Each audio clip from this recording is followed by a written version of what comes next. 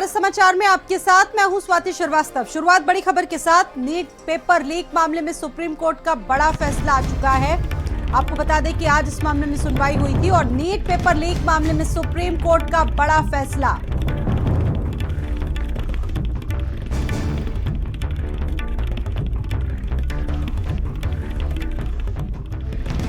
जैसा कि आज इस मामले में सुनवाई चल रही थी और देखिए 24 लाख छात्रों का भविष्य इस फैसले से जुड़ा हुआ है। दोबारा परीक्षा कराने की मांग की गई है।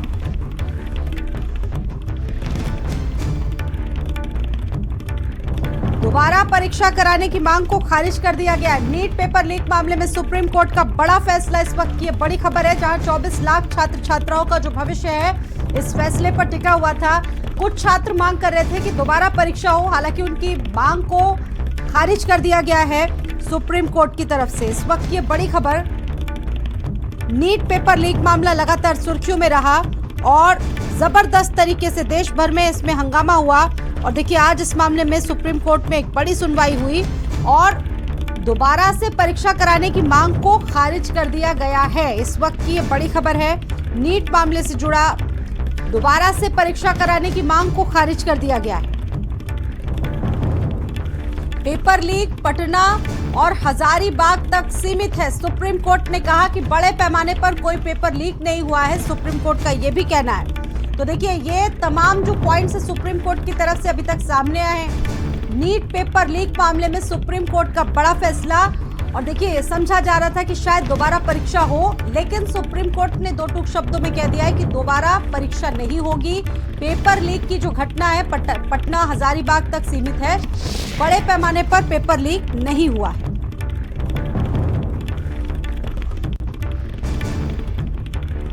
दीपक इस खबर पर मेरे साथ इस वक्त जुड़ चुके हैं। दीपक, ये बड़ा फैसला सुप्रीम कोर्ट का और भी कई पॉइंट्स इसमें बताए गए हैं, बताइए जल्दी से।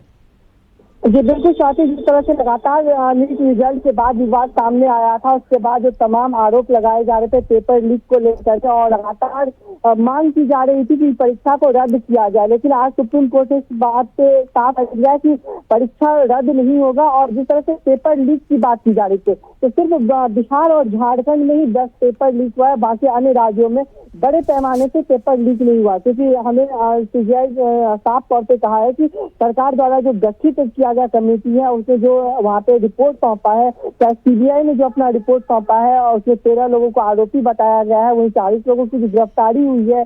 एनटीए ने हलफनामा दायर किया है, केंद्र सरकार ने हलफनामा दायर किया। उसके बाद जो तमाम मुद्दों को जब आज कोर्ट में रखा गया है तो उस पर बातें की गई और जिस तरह से उसमें परीक्षा के कमेटी के गठन में जो मूल्यांकन किए गए उसमें मूल्यांकन समिति को शामिल किया गया है, बेहतर परीक्षा जांच प्रक्रिया को शामिल किया गया है, परीक्षा केंद्र को सीसीटीवी निगरानी को भी शामिल किया गया है, कागजों में कोई छेड़छाड़ न हो उसको सुनिश्चित करने के लिए कहा गया है।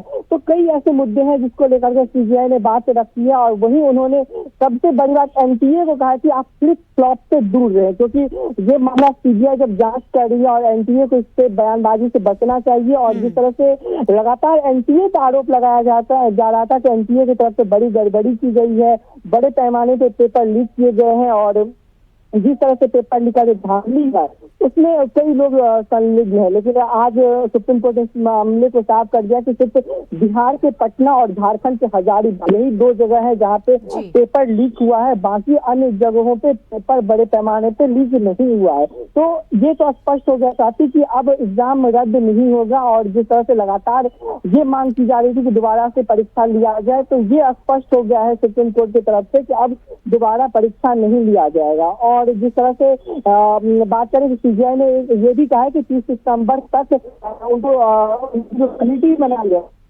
सौंपना होगा, वही शिक्षा मंत्रालय को 2 हफ्ते के भीतर में अपना अनुपालन को सौंपना होगा, यानी कि उनका रिपोर्ट 2 हफ्ते में शिक्षा मंत्रालय को सौंपना होगा। तो कहीं ना कहीं जिस तरह से सीबीआई की बात करें, सुप्रीम कोर्ट की बात करें, तो सुप्रीम कोर्ट इस मामले में पूरी तरह से संज्ञान ले चुका है और केंद्र सरकार के साथ साथ एनटीए और सीबीआई भी इसमें अब पूरी तरह से यानी सुप्रीम कोर्ट का ये कहना है कि देखिए कोई व्यवस्थागत कोई भी इस तरह की कमियां नहीं है, कुछ जगहों तक मात्र सीमित हुई है लीक।